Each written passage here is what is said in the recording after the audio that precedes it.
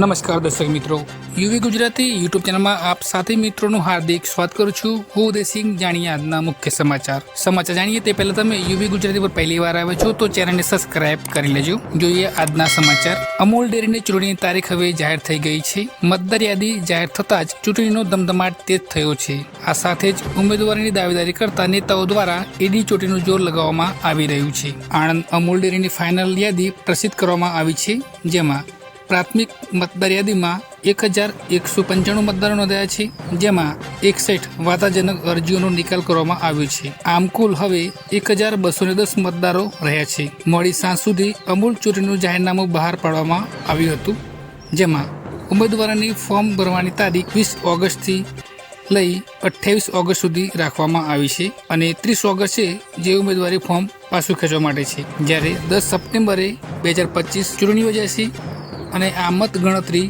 12 સપ્ટેમ્બરે રાખવામાં આવી છે। ત્યારબાદ પ્રાંત અધિકારી દ્વારા મતદાર યાદીને આખરી ઓપ આપી કુલ 1257 મતદારો પૈકી 1210 મતદારોની મતદાર યાદી તૈયાર કરવામાં આવી છે। અંતર્ગત માહિતી અનુસાર આણંદમાં 110, ખંભાત 105, બોરસદ 93, પેટલાદ 89, ઠાસરામાં 107, બાલાસિનોરમાં 94, કઠલાલમાં 104, કપડવંજમાં 112, મહેમદાવાદમાં 104, માતરમાં 90, નડિયાદમાં 107 અને વીરપુરમાં 195।